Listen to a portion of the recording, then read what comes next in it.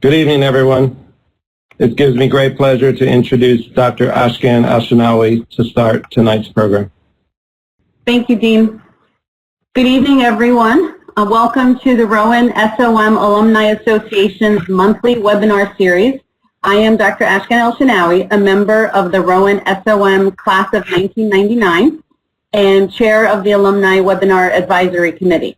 We are pleased to bring another installment of the Alumni Webinar Series to you. I'm very excited about this topic, and it couldn't come at a better time. This evening, we explore how to navigate the holidays during a pandemic. This year, many are struggling with decisions about how to celebrate the holidays. We all want to connect with our loved ones, but recognize the need to balance the safety risks as well as the impacts of growing feelings of isolation. Tonight, we hope to engage in a meaningful conversation about the challenges we face and share practical strategies to prepare for an enjoyable holiday season that is safe for all. The format of this webinar series will include a moderated panel followed by questions and answers from all of you, all within approximately an hour. As a reminder, you may submit your questions at any time in the chat so that they can be shared with the panelists during this session. It is now my pleasure to introduce our presenters and participants. First up, Dr. John Bertinelli, a 1983 graduate of the School of Osteopathic Medicine, the board-certified doctor in family medicine and hospice and palliative care.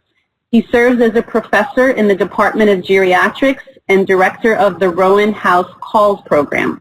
He is the recipient of the RowanSOM Distinguished Alumni Award, as well as the American Osteopathic Association's Mentor of the Year Award. For the past 21 years, Dr. Bertagnolli has traveled to Kingston, Jamaica to bring much-needed medical care to the physically and mentally disabled and impoverished people of Kingston. Dr. Bertagnolli will serve as the moderator for the program. Second up, Dr. Rachel Shmuts, a 2009 graduate of the School of Osteopathic Medicine. She is the Vice Chair of Education of the Department of Psychiatry at Rowan University School of Osteopathic Medicine. She is also the RowanSOM Psychiatry Residency Director, Psychiatry Clerkship Director, the Brain and Behavior Block Director for first-year medical students, and the Human Sexuality Intercession Director for second-year medical students. Busy woman. Her area of clinical expertise is in women's mental health, also known as reproductive psychiatry, with particular attention on the perinatal population. Third, Ms. Jennifer Pasqua is a I already enrolled you in medical school, is a middle school counselor at Franklin Middle School in Somerset, New Jersey. She received her Bachelor's of Arts degree and Master's degree in Counseling Psychology from Rutgers University, holds the Director of School Counseling Certificate from Monmouth University. Jennifer has proudly served as an employee of the Franklin Township Public Schools for 29 years. Thank you so much for joining us. I am also pleased to introduce student Dr. Jasmin Zayed, a member of the RowanSOM class due to graduate in 2021, who will assist with today's program, specifically directing your questions to our panelists. Finally, I thank our SOM Alumni Webinar Advisory Committee members with a special shout out to Dean Michichi and Gail Foreman, and the entire Alumni Engagement and Advancement for producing today's program. So without further ado, John, it's all yours.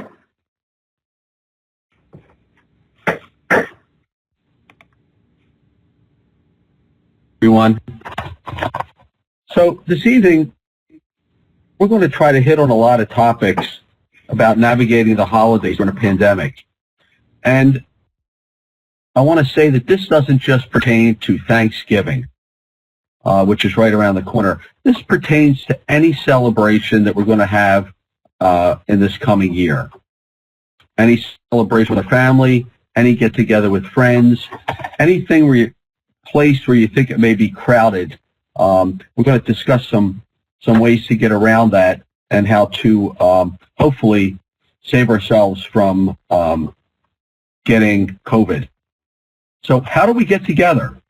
It's an interesting the topic to look at. How do we get together? Well, we want to try to keep to our bubble. And our bubble is our close unit that we've been around, our close-knit family that's been in our house and hasn't been out of the house. But that's very difficult to do during a holiday season. So some of the things that we can look at are keeping the guest list short. That's imperative. We have to keep the guest list short. We can't have a house full of people. And when we invite people over, whether they're relatives or friends, we should be kept 6 feet apart with no intimate contact, no personal contact. Masks are mandatory. The other thing that I think is mandatory is no alcohol. Alcohol tends to lower inhibitions. You lower inhibitions, and we lower the mask, because then everyone wants to hug and kiss and shake hands, because we haven't seen a lot of these people, family members and friends, for such a long time. If you're going to have a dinner or a luncheon, try to remember to use paper goods. Paper goods only. Plastic knives and forks. Things that we can readily throw away. We don't want to have towels near the sink. No cloth towels near the sink. Because somebody's going to go over and going to wash our hands. Everybody's going to do a lot of hand washing. And then you're going to pick up the same towel and dry your hands. So remember, paper goods. If the availability to have this outdoors, that would even be better. But temperature permitting. If it's indoors, open windows. Let's try to keep windows open to keep the air circulating. As I said before, no cloth towels on the counter, because we must have a lot of hand washing. If you have hand sanitizer, put it around the table. Put it in the kitchen. Make sure it's in the bathroom. Again, in the bathroom, no cloth towels, only paper goods. Now we come to the part of what do we do with vulnerable family members? Well, who are vulnerable family members? The elderly, those that have a long-term chronic illness. We have to be aware that we don't want to invite them into a situation where somebody may have been exposed to COVID. So how do we handle that? Well, I do a lot of assisted living facilities as part of my practice. And what we've done there is a lot of families are going to bring dinners to their loved ones at the assisted living facilities. Along with the dinners, they're going to bring some type of device, whether it's a phone or an iPad or a laptop, something that they can connect to the family with where the main party is going to be. So you can use FaceTime, you can use Skype, you can use WebEx, you can use Zoom, and they can have dinner with you virtually. The assisted living facility nursing staff has been very generous in stating that they will assist the patients with the technology. And if they have a large screen television, that would be great if you could send it to that TV so it's even larger for them to see. Just some ways to get around not having that vulnerable family member in the same room or in the same house as those who are not as vulnerable and those who may have been exposed and don't even realize it. I think this is a way to get around this for this holiday season, to continue being with your loved ones and being with your family. So these are just some suggestions. But the main thing is, and what people are saying, and you've heard this before, is to try to keep to your bubble. That's the best way to avoid any situation with transferring this virus. So what I'd like to do now is I'm going to ask some questions and of the panelists, of Rachel and Jennifer, and I'll turn it over to them, each one as I ask the question. So Rachel, what are some other options for being with the family that still might feel fulfilling to all those involved?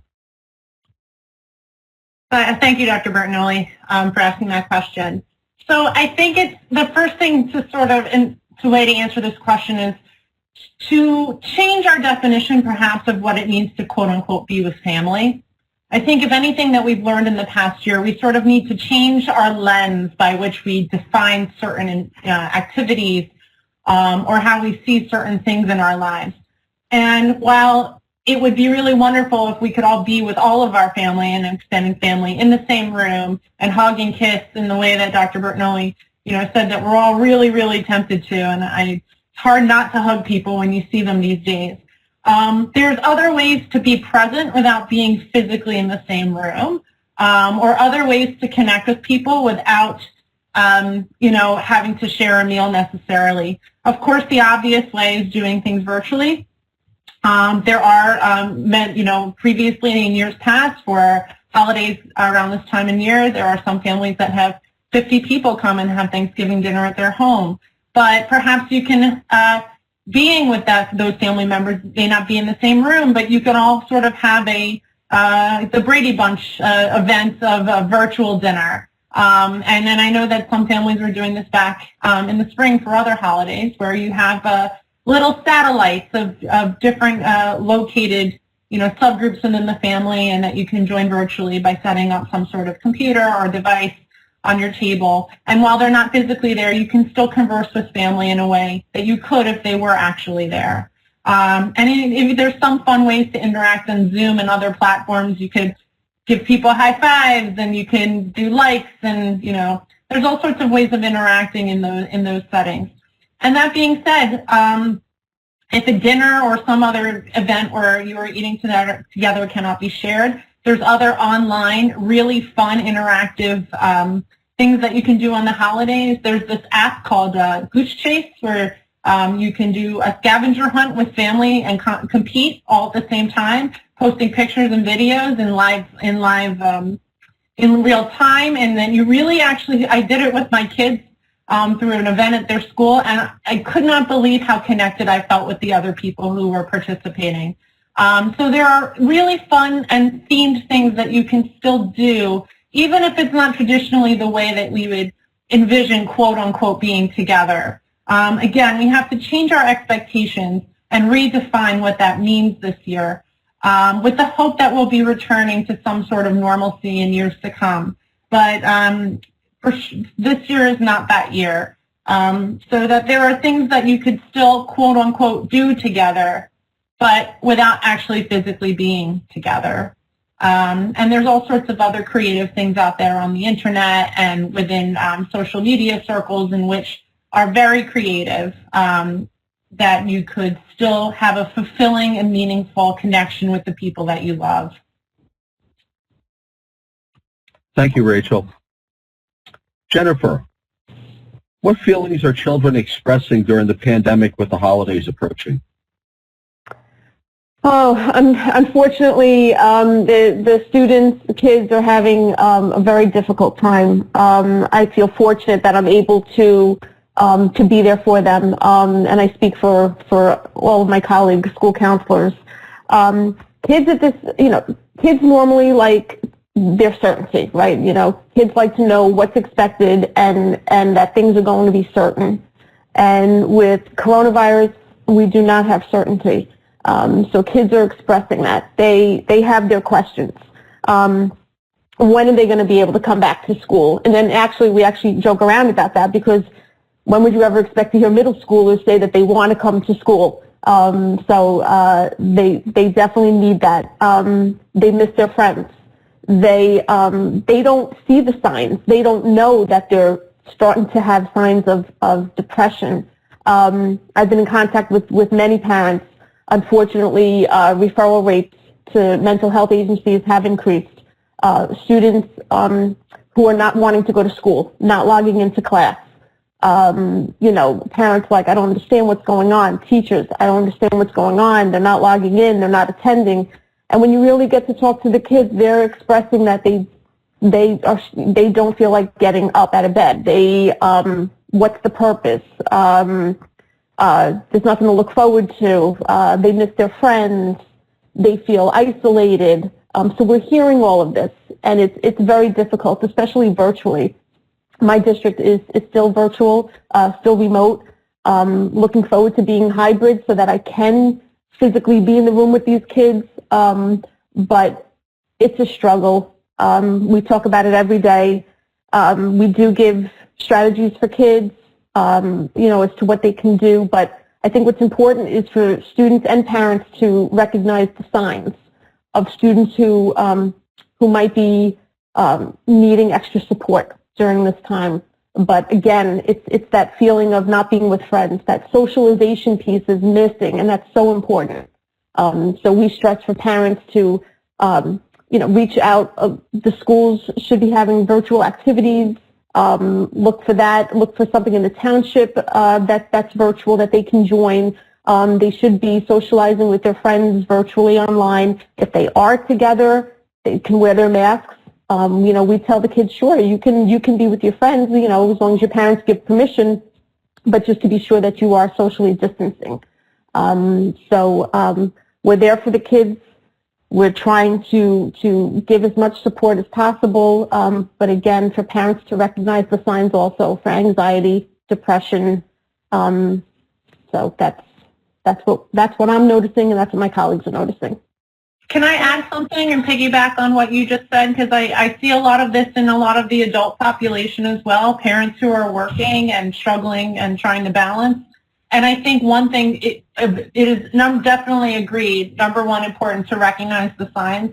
And I think number two, it's also really important to validate these negative emotions that these kids and even adults are having, and saying, just by saying, yeah, this really stinks. I understand that this has disrupted your life. I see that. I know it's hard. Just sort of empathizing can really go a long way without, without totally sorry, my kids are screaming. I told you I couldn't promise that not happening tonight. But just, provide, knowing that as a parent, that you could be a sounding board for you, to recognize the signs, but helping them express those emotions by giving them proper language and also empathizing with those feelings.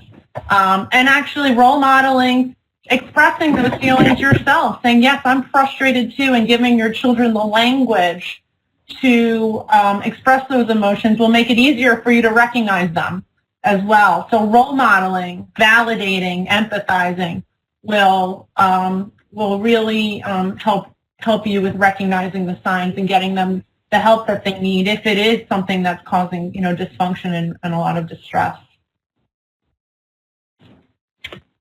Rachel, how can social media be helpful here in trying to do things during the holiday celebrations, or even helping with what you just spoke about?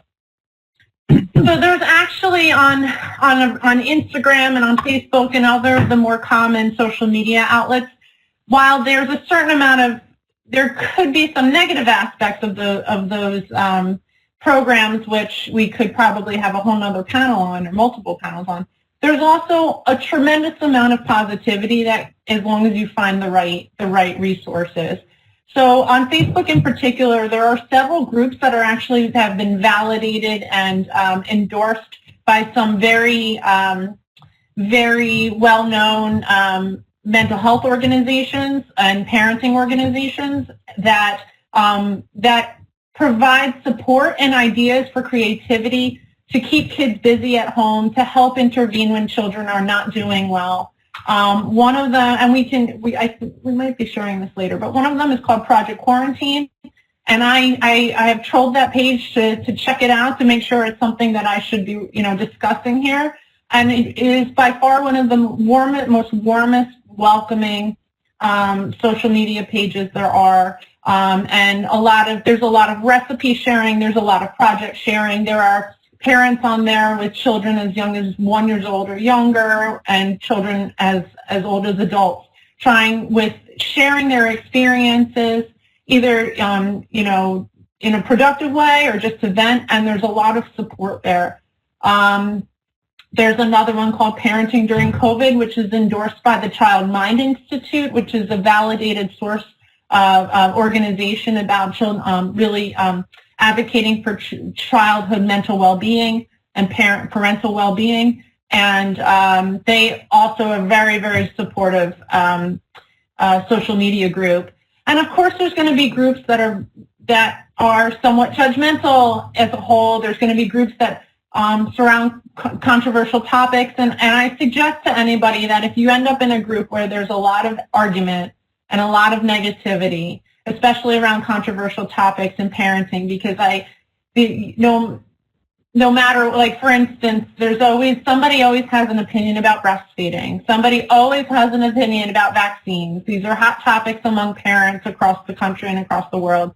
If you find yourself engaging in a social media group where there's negativity, leave the group, get out. Find another one that's going to be much healthier for you. And they're out there. Those are just two that I mentioned. And like I said, I like them in particular because they're endorsed by a really well-known organization with very good resources for parents and for children. So those are the ones that can be very helpful. And like I said before, there's apps where you can connect socially to other families within your community where you work towards a common goal. There's cooking apps, there's project apps. There's all sorts of things that you can do that can engage the whole family using technology, aside from what we see as being, the virtual platforms like Zoom and WebEx and all that sort of stuff. So social media can be very helpful in connecting all of us and supporting each other, and as long as you use it in a discretionary way. Thank you. Jennifer, back to something you said earlier about the children not wanting to get out of bed. How do parents motivate their children during remote and hybrid learning? Well, what's important is for parents to make sure that they have a schedule that's set. Just as if they were going to school, the students should be getting up the same time every morning. They should be getting ready for school. We have teachers complain the kids are still in their pajamas and in bed while they're on their computer first period.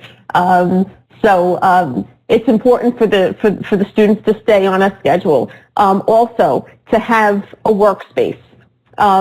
So their workspace shouldn't be the bed. They should have an area in the home that there's some quiet, some silence, that they can concentrate. I know that's difficult because you have certain students, especially the older students, who might be babysitting younger siblings. Their parents have to go to work, so they do have some of that chaos, a little chaos going on in the house, but it is important for them to find their spot, that when it's time for them to be logged into class, they're ready. They have their materials in the one spot, all their login codes, so that's important.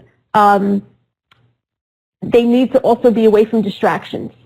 So we see that instead of kids logging in, and I'm sorry, I'm talking a lot about virtual learning, but when they're home, instead of being in this room with the video games, again, that should be separate. Phones should be away. I know that's difficult, but in school we don't, allow the phones out. So same at home. If parents are home, try and get those phones, try and get the video games out of sight. It's just such a distraction. And again, with little ones running around. So limit the distractions, have a set space for the students to work at, and make sure that they're on a schedule. And there should be time for them to have breaks also throughout the day. Students complain to me, I'm sitting here from 7:30 in the morning to 12:30 in the afternoon, and I can't stay here all day. I'm tired of being in front of a computer screen, and the adults feel the same way. I have to get up and move around a lot too throughout the day. So teachers know about it. It's important for kids and for parents to reach out to teachers if there is a situation that they need to explain as to why the student might need breaks. So communicate with the teachers, communicate with the school, but again, structure and a private workspace. Rachel, how do I self-care and manage my own stress as I try to plan for a celebration? That's a very difficult question, but the importance of self-care, especially for parents who are working from home, it's tantamount to caring for your own children. I encounter sort of the lack or the deprioritizing of self-care in my clinical work all the time with my new moms and dads when they have a newborn or they have multiple children that are young, that they say, well, they demand all of our time, they demand all of our attention. And now with people who are working from home, there may be even some loss of buffer that used to be afforded when people used to drive to work.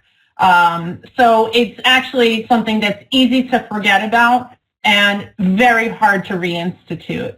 But the issue is that we need it. We all need it. Parents need it, adults need it, and children need it as well. So how do we incorporate it? It's a change of, again, a change of expectation and a change of lens. It has to be prioritized as tantamount to the other people that you care for and work. If you have I want to make sure I get the metaphor right. How can you pour from an empty cup? That always resonated with me. How can you give to others if you have nothing to give? You have to be replenished and you have to be fueled. And that has to be and some space has to be created for that to happen. So how do we do that? That's the difficult part.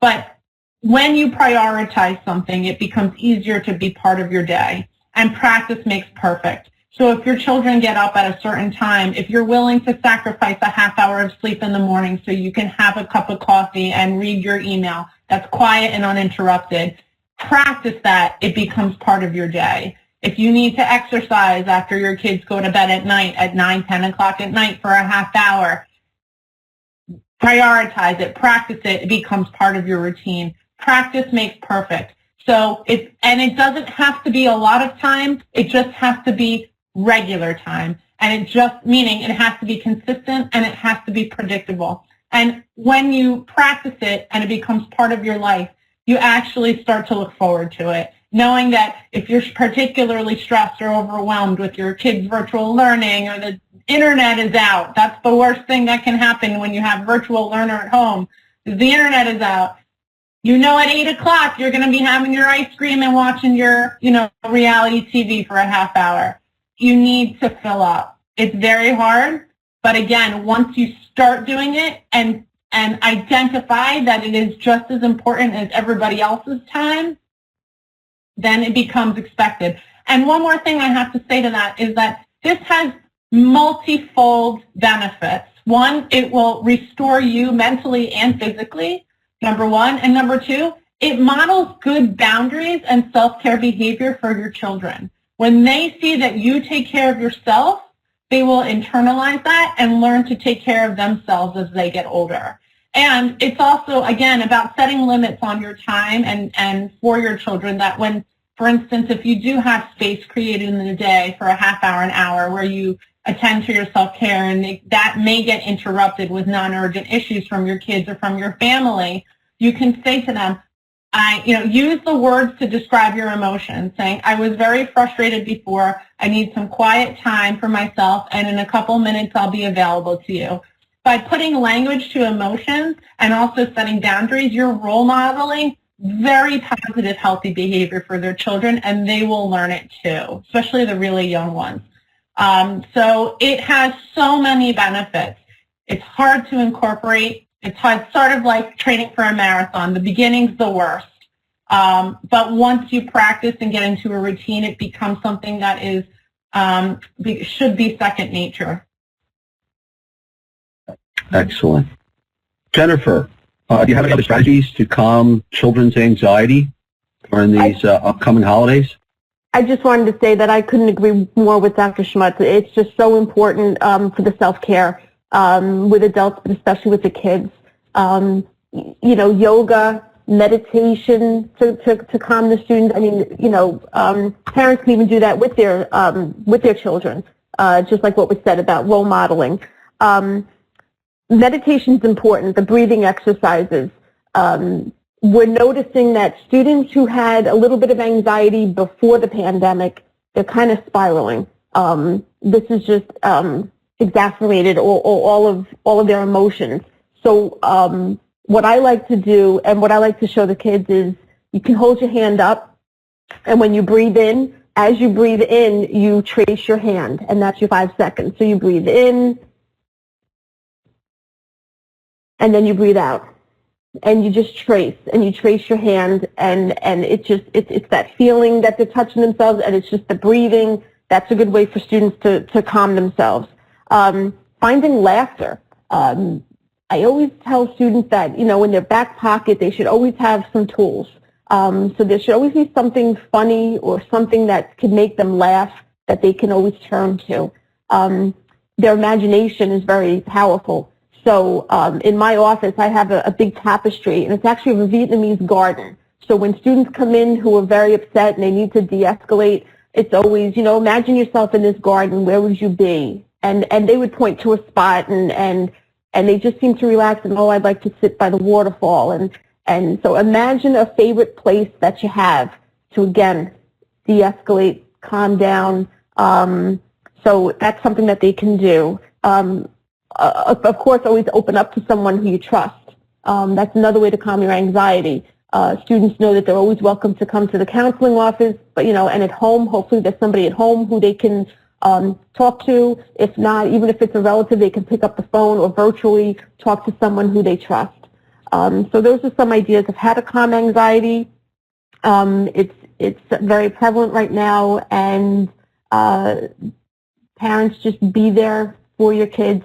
Just let them know that you're there to help them and to listen.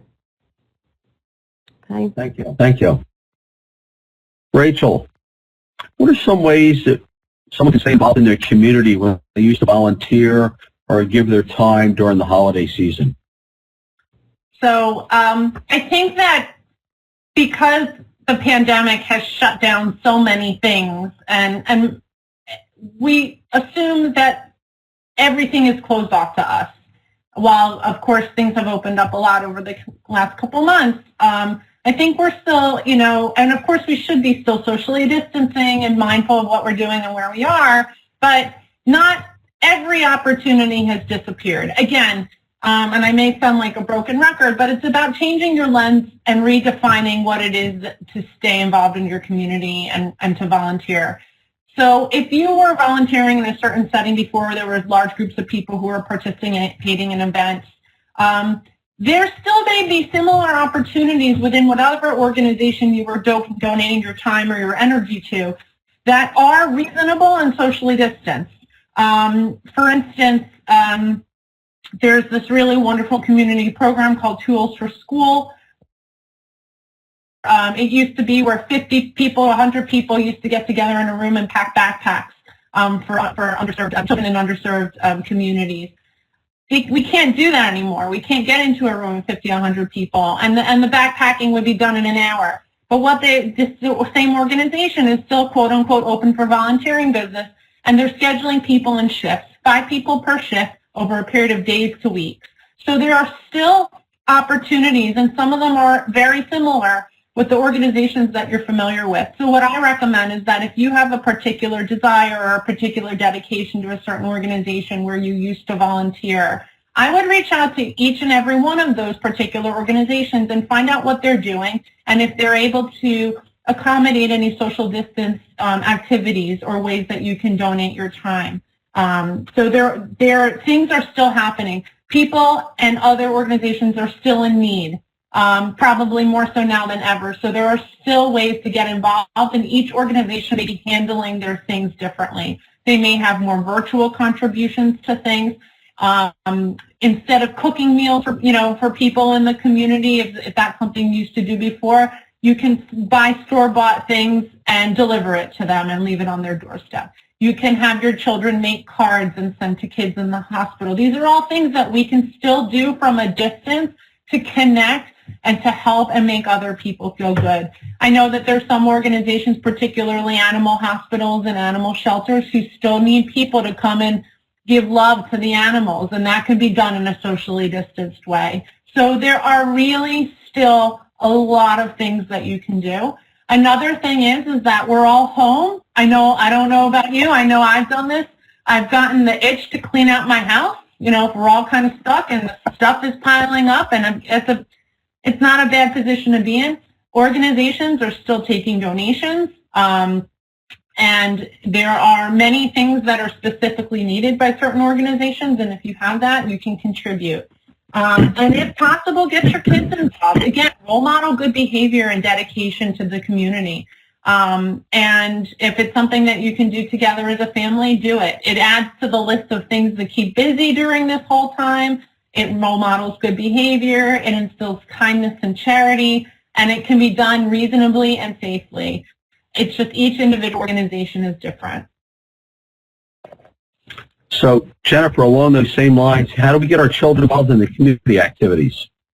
Well, I think it was just mentioned, and I do agree with a lot, reaching out to the community, food banks, churches, synagogues, calling and seeing if they need help. Again, even with the cards that Dr. Shmuts mentioned, you can also have your kids send cards to the nursing homes. I know my mother-in-law is in a nursing home and is very lonely, and it's unfortunate that we can't see her. So I do think of our seniors, and so the kids can definitely help out, in that sense. Donating, again, cleaning up in the neighborhood, even the school, even getting in touch with the school and saying, do you need any help? Do you need anything that needs to be done around the school where we can volunteer? But there are a lot of opportunities to volunteer with still social distancing. And it's good family bonding time.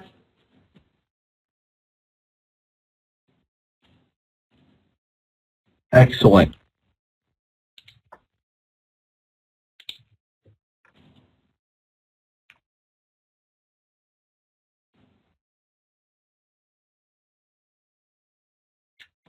Dr. Bertinelli, I think, you were muted.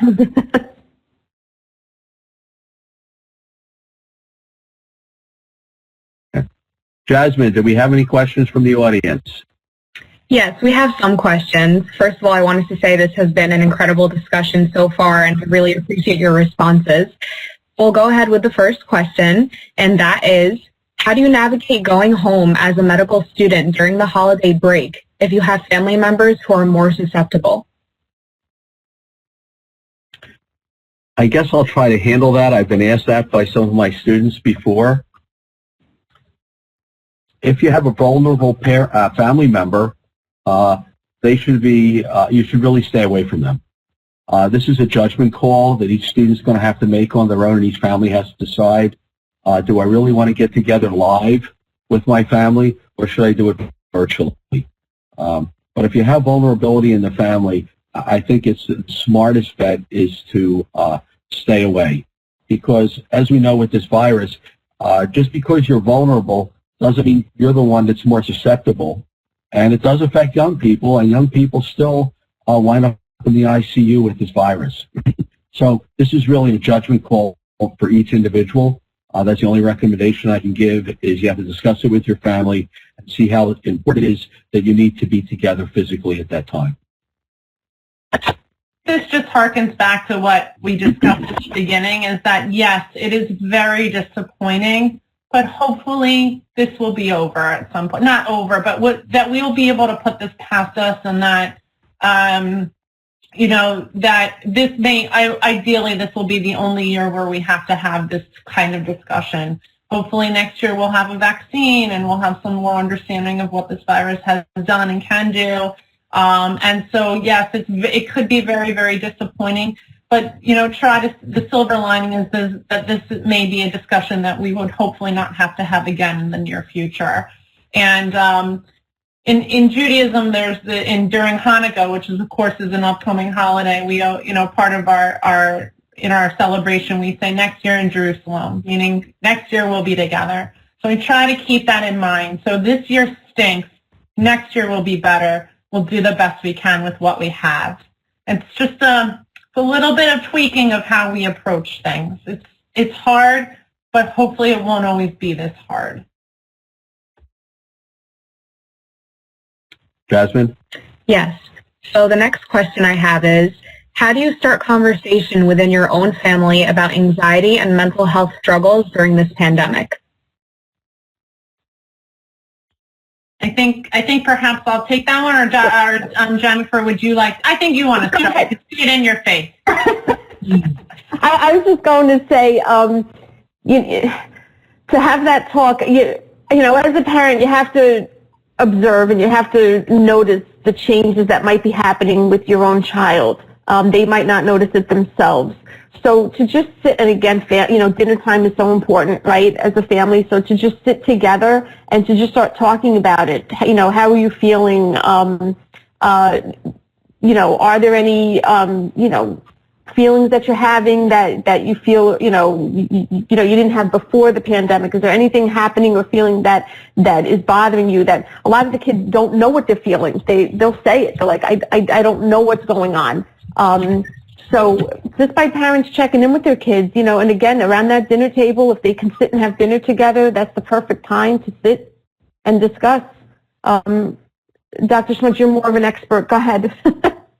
I think also, you know, if we have any parents or you know, confidants on the call, which I know that we do, I think it's super important to be open to, when you ask the question, to be open to hearing the answer. Because a lot of times we say, how are you doing?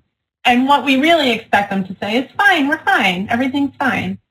So it's important that when you ask the question, that if the answer isn't what you think it should, you know, it isn't what you were expecting, that you have to be comfortable receiving that information and delving a little bit deeper and asking those questions like Jennifer just mentioned. And sometimes humor could bring people out to talk a little bit more. So what I've been doing lately with my friends and with my patients, same approach, is that when I say, how are you? And they say that to me. They say, how are you? I said, do you want the real answer or do you want the, like, typical answer? And if they say, hey, I want the real answer, I tell them. And I say that to my patients as well. So by opening up space for the conversation will allow more genuine, you know, communication. And being willing, and you know what, I think a lot of parents might be, and Jennifer, you might, you know, be able to pick up on this too. I think our parents are, they worry about their children, and if their child is not doing well mentally and then the parent doesn't know what to do with that information, they get flustered, or they'd rather not know, or, you know, they avoid the question, or they choose to sort of, you know, invalidate the answer, or I can't think of the word that I'm trying to find, but minimize it. So, oh, you're anxious? Everyone's anxious. That's not helpful. Like, you know, parents don't always know they don't have to know what to do. They just have to be there to receive the information. Then you can figure out what to do together. You can reach out for help. You can talk to other parents. You can talk to the school. You can talk to your religious leaders. You can reach out for help when you don't know what to do. As a parent receiving information for a child who may be mentally unwell, you don't have to know what to do. You just have to listen and recognize, and then you yourself can reach out for help. You don't have to know what to do. You just have to be there for your children. So I think there's a lot of pressure on parents to do. You can figure that out later. Let your children speak so they can be honest with you and have a safe space with you. And I just wanted to add, it's important that parents listen to the schools. A lot of red flags come up at school. That's where we see changes.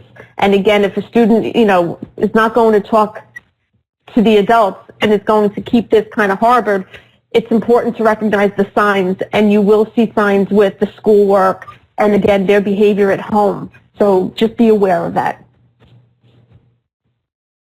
Jasmin? Yes, so this next question is directed to Dr. Shmuts, and that is, what are some ways to sensitively reject a family member's request to spend time with them without making it seem like we are untrusting of their COVID-19 status and safe practices? It's a really good question. I think part of it is that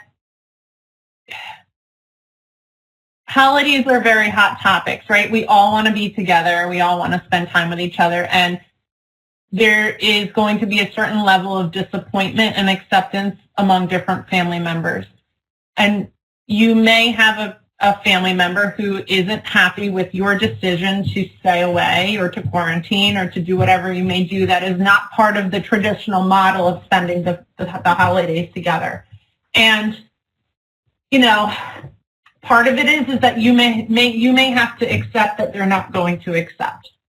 You're going to have, you yourself may have to just say, you know, I'm not going to change their mind, but I have to do what's best for me, and I have to do what's best for them. And I may know more than they do, and I'm making my decision based on that information. Ideally, if there's one particular person who's angry with you about your decision to disconnect, you know, physically from the holiday, let's hope it is a person that loves you, connects with you, and will be able to get over it in time. You know, and that would be something that you could address with them and say, I know you're angry. I know you're disappointed. Hopefully this is just one holiday. This is not forever. And I'm sorry if it ruins your holiday, but we have to do what's best for each other so that we can be together in the future again. Because if we make poor decisions now and someone gets sick, we don't know what the future holds. At least with this, by minimizing our risk, we can control some of that, some of that future. So some of it is acceptance, and some of it is, again, trying to instill a little bit more of a positive view on this being just a very, very unusual year. I hope that helps. Thank you, Rachel. No problem. Thank you. Yes, thank you. Jasmin. Yes. The next question I have is, I have a 13-year-old son who's just hit that age where they are no longer interested in the same things and only want to play video games or talk to friends. What are some ways to try and boost motivation for an already difficult age? Jennifer. I think I already, touched upon that. Sometimes what will help is if you let your child have some choices. So try and let them feel like they're a part of the decision making and that they can make a choice. I know we give that advice to teachers when they're having difficulty with students in the classroom. You know, we'll say, you know, maybe give them a choice of 2 assignments and let the child choose what's of more interest. Teachers always have that strategy of trying to make the material that they're teaching relevant to the students, something that's of interest to them. I know as parents it's a lot more difficult, and I do feel for all the parents that they're not teachers and now they're home trying to motivate their children. Again, make sure that it's structured. Make sure that the distractions are away from them, and it's only for that period of day that they're, you know, in class. And then when they're done with their work, when they're done with class, then they can get those video games and the phone. And I know it's difficult, but you have to be consistent. Parents have to be consistent. You have to, again, make sure you stick to the routine, to the structure. Also, kids, if they know that there's a purpose to what they're doing, they'll be more interested. If they feel that they're doing assignments and work that has no purpose, like what's even the meaning of this? Why do we have to do it? Sometimes it helps their parents explain what the purpose is, and that, you know, the math, give examples how it will help them later on in life. So sometimes they have to have that connection to the real world. But it is a difficult time, middle school especially. You know, and again, if you're having trouble with the motivation, reach out to your school counselor. Okay? Thank you, Jennifer. I want to piggyback. I love what you said about connecting it to purpose. So, you know, especially kids now being taught to technology and video games, but then having to do this middle school math, right? You know, just another example is that if they're really that interested in the video games, they would have to know how to code. Like all the kids are learning coding. You can't code without math and some complicated math. So, you know, that just even connecting what they're doing to the things that they love the most, that you have trouble pulling them away from, it could be very meaningful. Thank you. Thank you very much. Jasmin. Yes.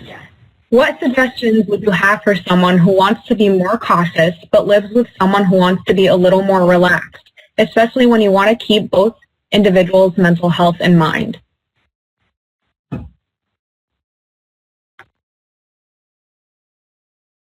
You want to try that one, Rachel? Questions.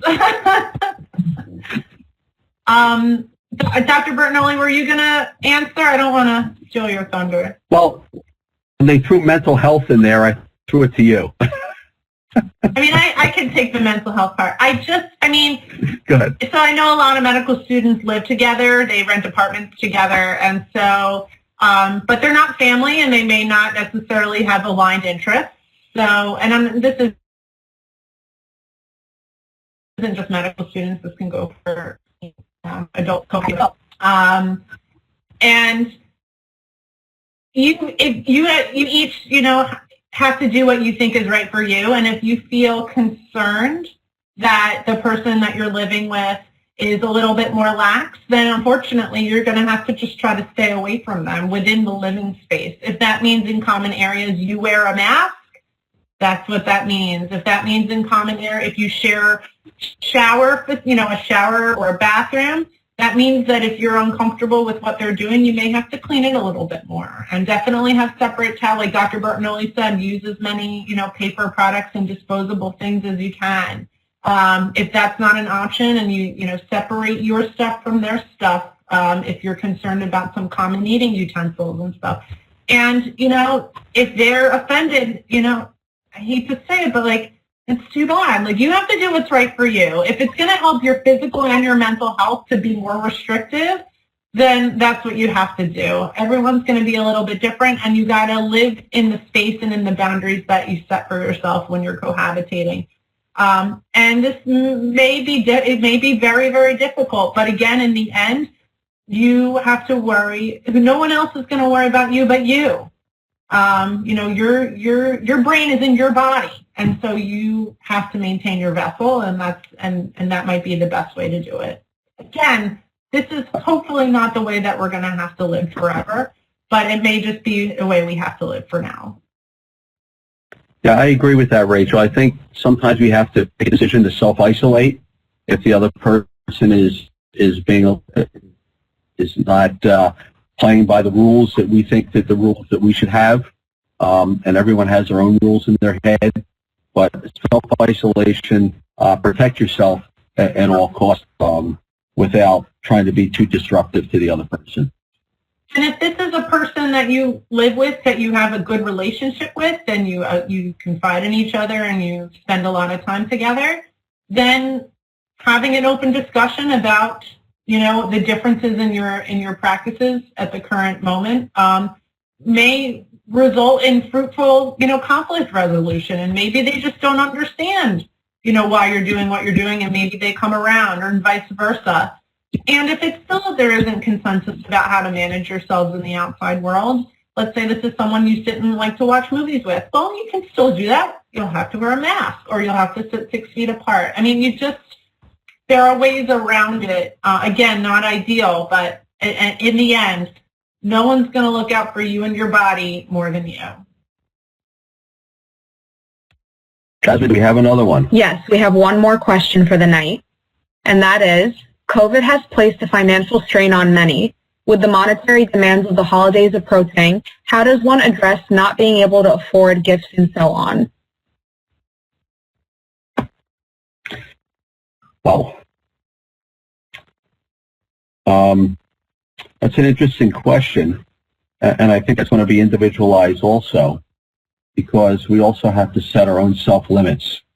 And I think if you explain to other people who will readily know that some people are working out and they have less money, the money had to go towards rent, the money had to go towards food. I think just even sending a card or just a phone call stating, hi, thinking of you. Sorry, this year has been a little difficult on me financially. I'm unable to do what I've done in the past, but we are thinking of you, and please take this gesture as a gift.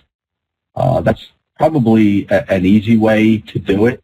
I'm sure that Jennifer and Rachel have some ideas about that. I want to add, of course, we don't want parents to put their burden on the children, but I think it's okay, especially as they get older, to just maybe be honest and to just let your children know that this year is going to be a little different. Maybe you're going to scale down, and I think it's okay for kids to understand that. Unfortunately, the disappointments are there. This was something else I was going to mention a little bit later about a positive that, these challenges actually make us stronger. And I think it's important for the kids to understand that this is a challenge for all of us, and that there are some sacrifices that will have to be made, and kids will handle it. Again, if you're honest. So that's my suggestion. I think there's also something to be valued in the gift of time and in the gift of time and experience. So yes, and piggybacking on what Jennifer said about, reorienting and managing expectations in your children about what they're going to physically receive. The fact that perhaps if we can't be with extended family during the holidays, you could sit with your kids and instead of sitting around the tree or having a meal, perhaps we'll have a game night, and that's what we'll do on this night. And giving your children face time and value with you is a gift as well. And some of the silver lining of that many parents have discussed in all of this is that we're having more face-to-face time with our children than we ever did before, and so that's a gift. So redefining what a gift means and understanding that and teaching our children that it is not tantamount to something that has monetary value. It can have interpersonal value. It can have emotional value. So the gift of time to our children and the gift of experience is extremely important, and they will likely remember that more during the holiday season in years to come than some crap gift that broke in the first hour after they got it. So segueing on that, to lighten it up a little bit, what are some of the positive lessons we've learned here with COVID? Well, I have jotted a few down. We have increased family time. Absolutely. A lot of increased family time. Increase in home-cooked meals because the restaurants were closed. Some of us have learned how to cook a little bit more. Employers have learned that we can actually work from home and be productive. An interesting thought. And our air and ocean pollutions are improving. You can actually see the skyline sometimes with the less pollution. So there's some of the positives that I've taken out of this. Jen, do you have any positives you want to add? I see it, even here in my own home myself, definitely more self-care, more time to take care of myself.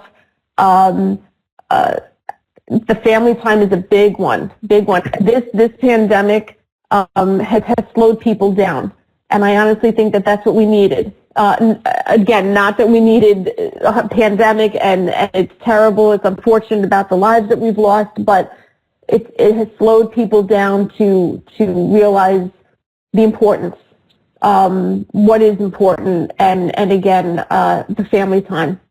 Absolutely. Rachel, any additions? No, I think I agree with everything that both of you said. I think for in a lot of ways that there are things that this pandemic has allowed us to reprioritize. I used to run 1,000 errands at a time. If I run an errand now, I mean, we also understand that piggybacking onto what Dr. Bertinelli said about the fact that so many employers prior to this were resistant to remote work, and now I'd say much of the workforce is working remotely, and we're still productive, and we've learned to utilize our skills and our coping mechanisms by engaging in online shopping and just reaching out and using the resources that we do have access to and using them effectively and efficiently. And just, again, reprioritizing around things that matter. There were things I used to worry about before this pandemic that I can't even think of right now because they no longer have a whole lot of relevance, meaning they weren't very relevant before, but I didn't know it. And a lot of people feel that way. So I think it's you have to have some positive, aspects of this. Otherwise, it can be very, very depressing if you only focus on the negative aspects of this. I would agree with that with panelists, and I want to thank Jennifer and Rachel for being here this evening, and Jasmin, and I want to turn it over to Dean Masici now. Thank you, John. I appreciate it. Thank you all. I've found the walking has been tremendous, and not just me. I don't do enough of it. My wife does a ton of it. But in our neighborhood, just everybody walking all the time. I never saw it before, ever, ever, ever. So that's a wonderful thing. I just want to thank you, all our attendees, for being here tonight. We hope it was helpful to bring some clarity for you and your family to plan a safe and memorable holiday celebration.